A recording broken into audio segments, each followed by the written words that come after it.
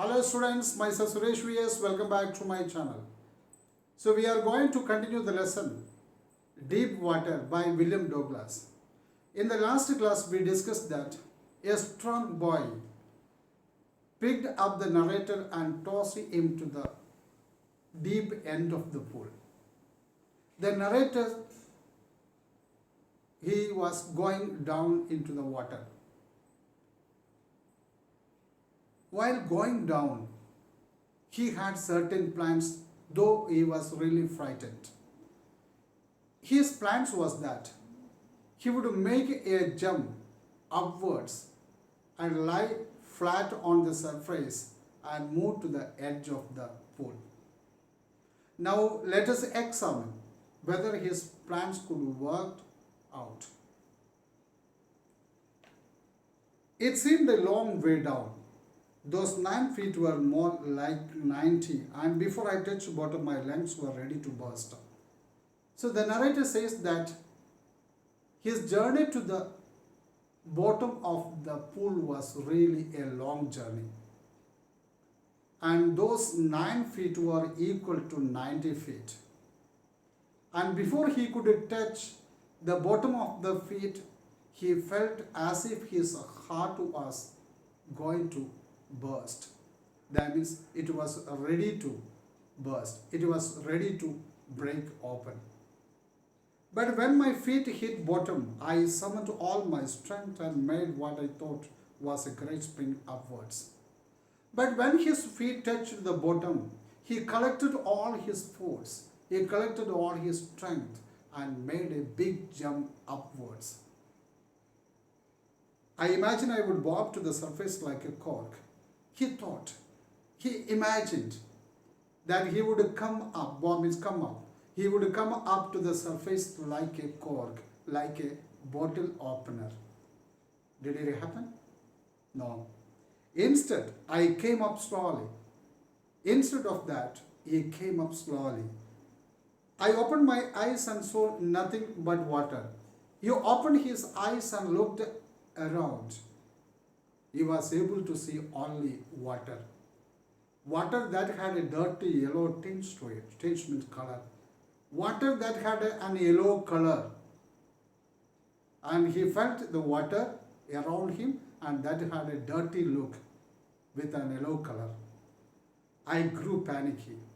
I grew confused and scared. He did not know what to do. He was really scared. I reached as if to grab a rope and my hands clutched only at water. And when he came up, he tried to grasp. He tried to clutch, seize, as if to a rope. But he was able to grasp only water. I was suffocating. He started suffocating. He became breathless. He could not breathe now. I tried to yell, but no sound came out. He tried to shout, but no sound came out.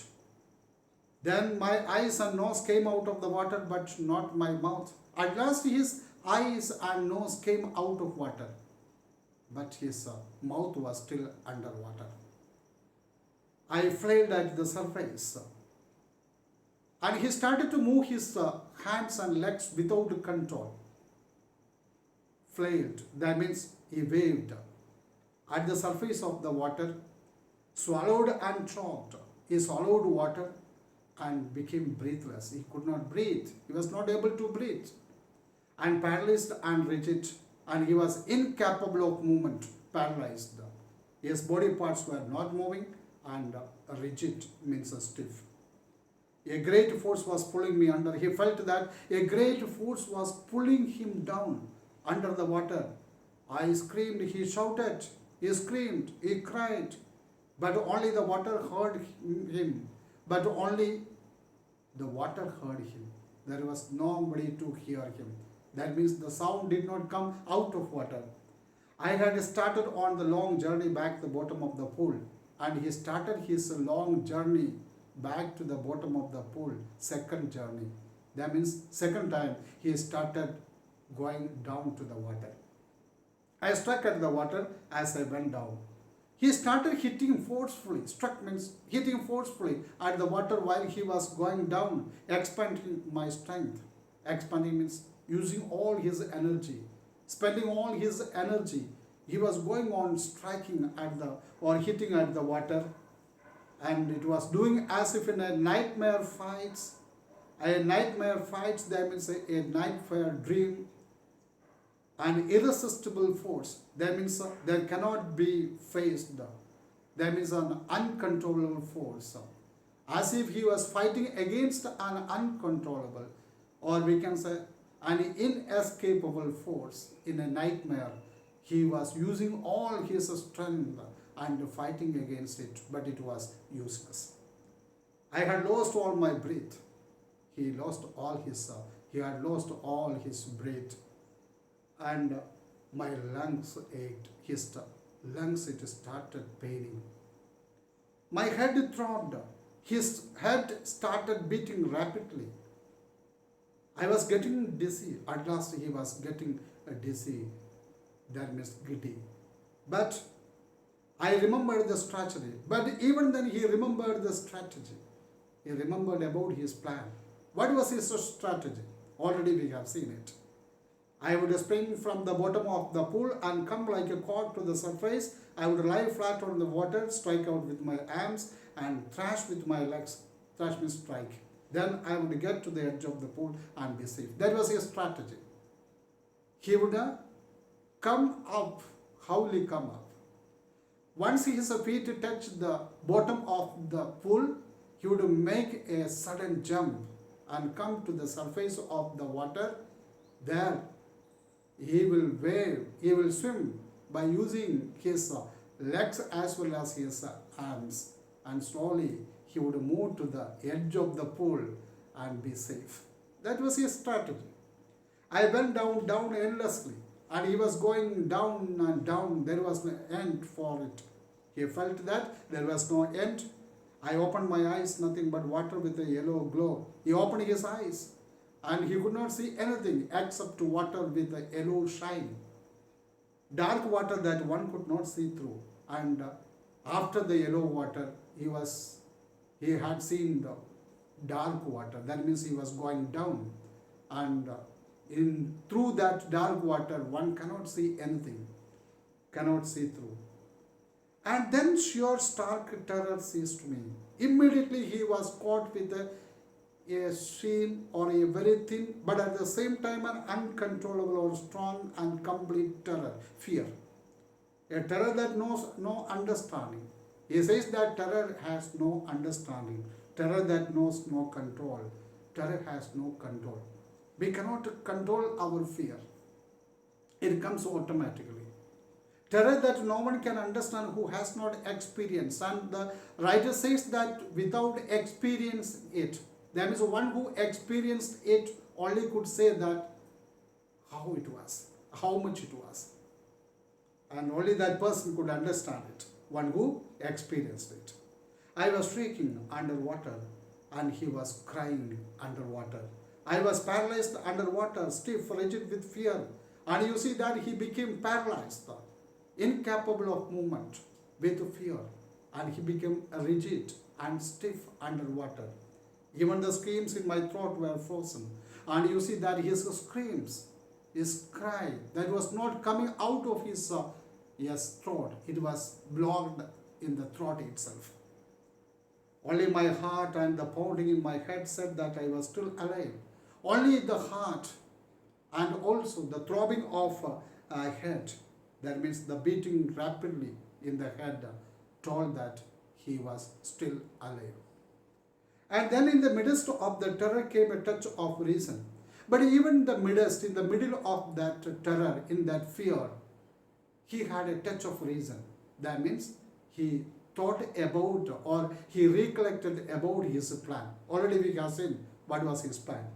I must remember to jump when I hit the bottom. Yes, I must remember to jump. He thought he must remember to jump when his feet touched the bottom. At last I felt the tiles under me. At last he reached there. His feet felt the tiles under it. My toes reached out as if to grab them. And you see that When his feet touched the bottom of the pool, he had used all his strength, and afterwards he jumped up. I jumped up with everything I had. But the jump made no difference. But this time also the jump did not make any difference. The water was still around me, and the water was still around him. He could not come out of water.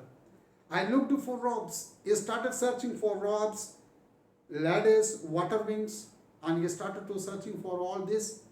If he could get a hold of this, it would be helpful for him.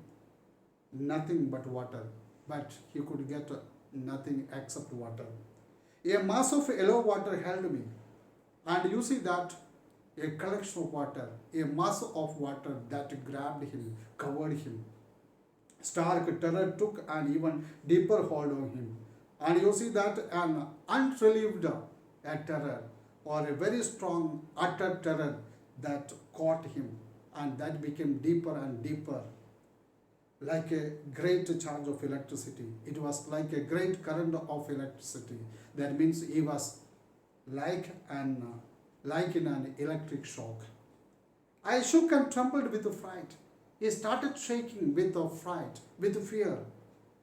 My arms would not move. His arms were not moving. My legs would not move.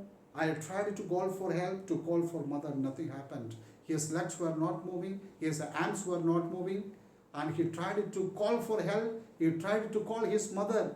But nothing happened. He was not able to do anything.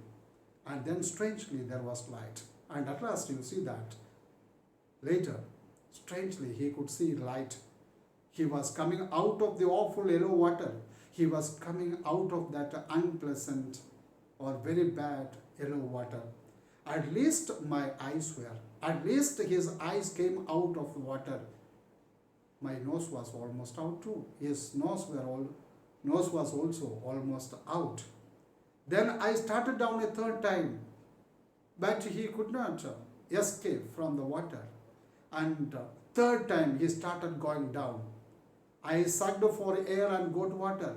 And he tried to inhale air, but he got water instead of air. The yellowish light was going out. Now that yellowish light was disappearing slowly. That means he was, going down deep into the water. Then all effort ceased. Then all his attempt came to an end. I relaxed. He was relaxed. Even my legs felt limp. Now his legs, it felt like lifeless, stiff. And a blackness swept over my brain, and his brain was filled with a darkness,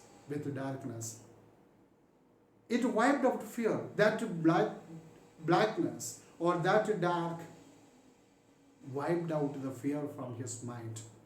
That removed fear from his mind. Completely darkness was there. It wiped out the terror. There was no more panic. There was no more fear. It was quiet and peaceful. He felt so quiet and peaceful. Nothing to be afraid of. There was nothing to be afraid.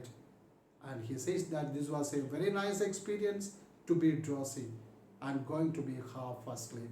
That means slowly he was falling to sleep.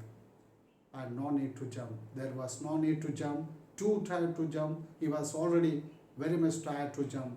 It's nice to be carried gently. It was very nice to be carried off or carried gently to sleep, to float along in the space. And you see that it was like floating in the space without any tension. Tender arms around me. He felt that he was covered with soft arms. That were the arms of his mother's. That means he felt nice to be carried in his mother's soft arms, as if he felt sleepy. Now I must go to sleep. I crossed to oblivion. Slowly he had fallen into forgetfulness, oblivion, and the curtain of life fell. And you see that he felt that he was died, and the story of his life came to an end. Dear students, let me wind up today's class here. We'll examine the last part of the story in the next video. So please watch it. Please like and subscribe my channel. Thank you. Thank you very much.